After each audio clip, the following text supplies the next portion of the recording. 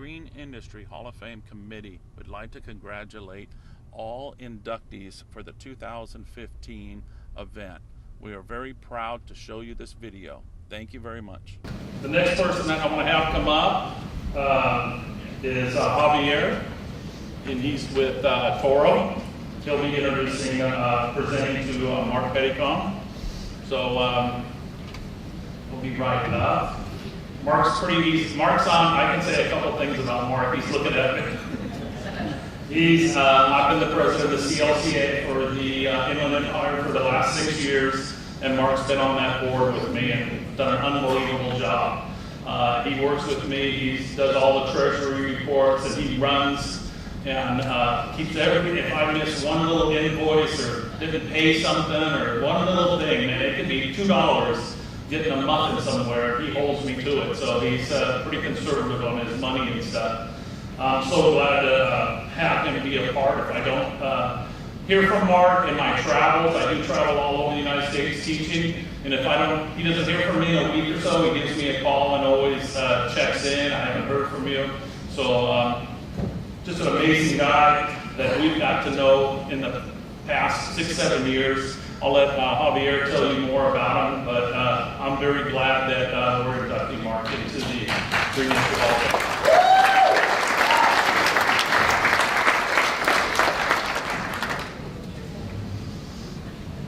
My name is Javier Cuellar, and I'm with the Toro Company, and tonight I have the pleasure of introducing Mark Pedicone. In looking over Mark's bio, you can see the various companies he's worked for, the positions, the responsibilities he has held, the industry organization he has and continues to be involved in, all culminating in his presence here tonight.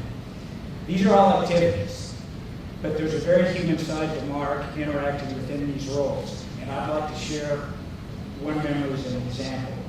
I met Mark about 30 years ago. I was a new recruit at a company where Mark had just been promoted from a sales position, from a district sales manager, into a product management position. My hiring process was long and tedious, but I eventually realized that they needed to hire me by the time we had a national sales meeting. My first day was not spent getting acclimated to the company, getting trained, nothing of that nature. Instead, I found myself in the middle of what I was somewhat intimidated by a large group of experienced people. I didn't know it at the time, but at one point, Mark would be presenting updates on the central control product line. Just before that, the national sales manager took me to the side, and he kind of briefed me as to something that the group was going to do. Now, being the new guy, I wasn't trusted to do anything. In fact, my instructions were to do absolutely nothing. So I remember Mark walking in his new position, his new role, and letting people know that he had made it. He wore a name tag about the size of a postcard that said Mr. Pedicone. He'd rub it, he'd let people know. Basically, he got the jeers.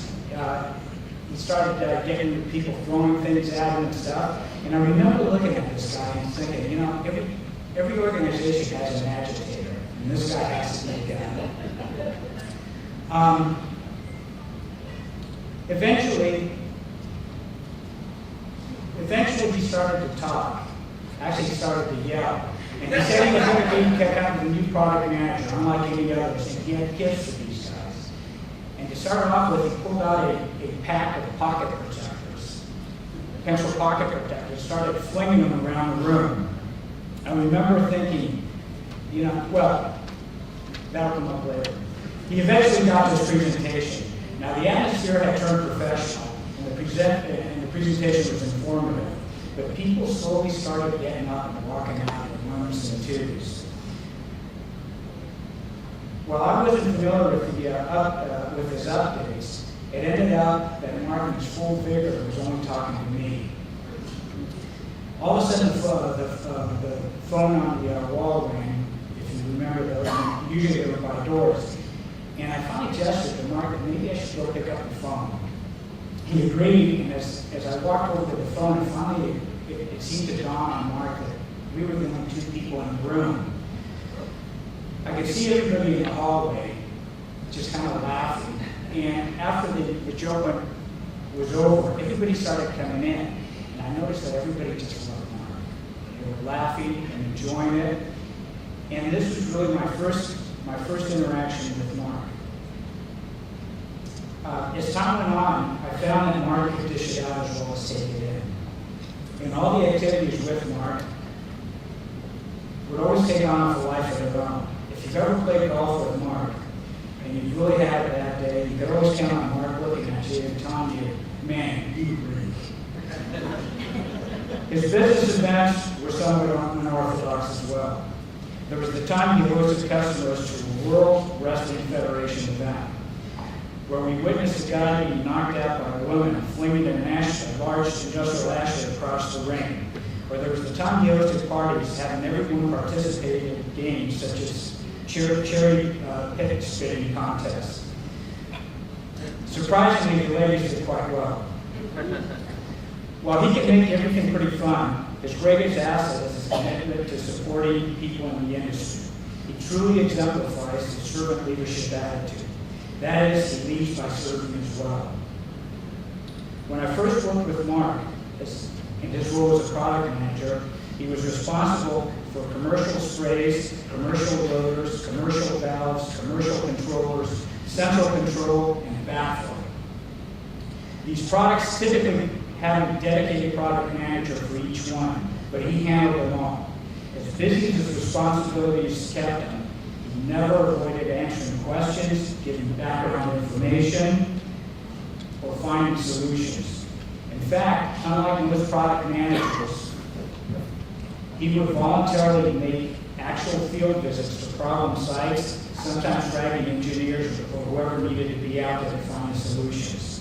I can remember countless trade shows and field events where he did not need to attend, but he worked in order to help support his products and our sales efforts. Through these personal interactions, he was able to stay in contact with all customers and users and competitors. Mark stays well connected. At least he is the go-to guy for information in our industry. As a professional, his professional and personal attitude demonstrates how Mark can bring people together and unite them. He is a lot of fun, but he also is respected for his knowledge, his willingness to share, his commitment to getting involved in the advancement of our green industry. Mark is an inspiring professional, a trusted friend, a dedicated father to Leah, Marion, Stephen, Kelsey, and Corey, and now a grandfather. It is my honor and my privilege to introduce Mark Pedicone as the recipient of this well-deserved award.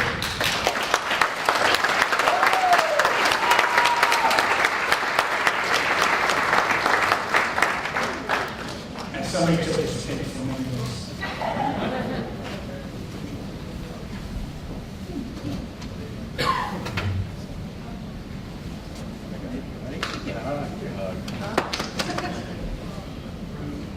Tip the top forward. Top. There you go. 1, 2. Thank you very much. Appreciate it. Well, first of all, I'd like to thank Javier for those kind remarks. And I'd like to thank all my friends and family that are here today. I'm fortunate that all 5 of my children are present.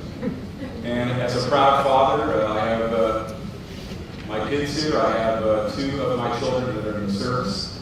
My son's all decked out tonight. He's out there.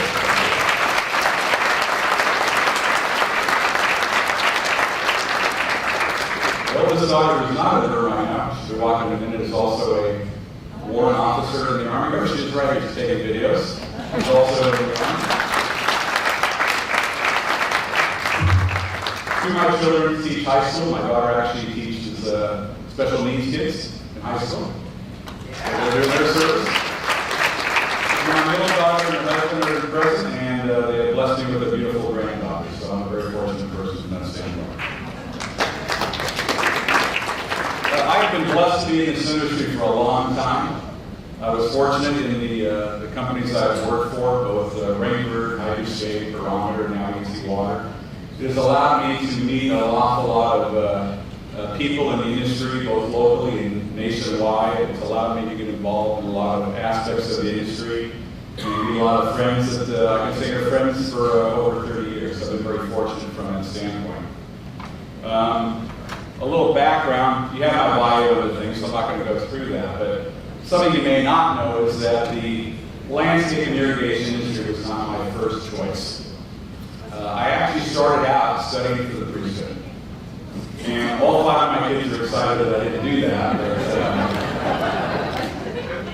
when I decided the seminary wasn't for me, I was at a crossroad in my life, and I was going to go one of 2 different directions.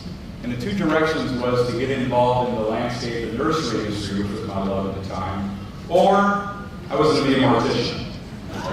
So I actually looked at some of the courses over, I think it's Cypress or Cerritos College that has a mortuary degree. Cypress, they have a mortician's program over there. And I just happened to go to Fullerton College and get involved in the horticultural industry, fortunately for the kids, and have been involved in there ever since. And I remember how I kind of got involved in the landscape industry. I was going to Cal Poly. I was in Dr. George Smith's soils class. I'm sure Peggy and Bob remember that. And they had a guest lecturer come in, and it was Tom Lockwood from the Aronomer Company. And for some reason, it just kind of clicked as to what he was talking about. I was very interested in what was going on. I always remembered the fact that Tom had come in. And when I graduated from Cal Poly, to the chagrins of Peggy, who, we had issues with our senior project, but we're past that. But when I graduated from Cal Poly, I decided I needed to get a job, but I didn't know how to go about doing that. So I asked my friends, and they said, well, how do you go about getting a job in the industry? And they said, well, no matter what, the one thing you never, ever do is never put an ad in one of the local magazines, because no one will ever respond to that. So I decided that sounds like a great idea, because no one's going to do it. So I actually ran an ad in Denny Goldstein's magazine. This had to be 35 years ago. And I actually had a whole lot of people reply to that. And one of the people that replied was the Aronomer Company, where Tom Lockwood had worked. And I kind of got my foot in the door. And I've had the pleasure of working for a lot of top-notch people over the years. I mean, working with residential people. I mean, where else do you work with people from residential to the number 2 irrigation designer? I mean, the number 1 irrigation designer in the world, Dave Ron. I mean, how fortunate can you be able to do that? And then I had to make a note up here because my kids were sitting back and waiting for me to mispronounce the word relationship. Because for some reason, whenever I get up and they give a talk and I say the word relationship, I say relationship. So in fact, tomorrow is my daughter's 7th-year wedding anniversary. We go over to her house celebrating that. And we have a drinking game we do at her house. We watched a wedding video where I was the minister marrying both her and her husband Mike. And every time I mispronounce the word, we have to do a shot. So we're doing that tomorrow. And the second thing we do is anytime we see a couple in the video that's no longer a couple, we also do a shot. It's going to be a very long afternoon from that standpoint. So, yeah. So again, I would like to thank everybody for honoring me with this award. It's been a wonderful 30-plus years in the industry. I have a lot of great friends in the industry. I'm thinking maybe now with the water conservation issues with the state, maybe a mortician would have been a better way to go, but I am where I am right now, so I can't do much about that. But again, I'd like to thank you all for your support, and again, thank all my friends and family for being here to celebrate with me.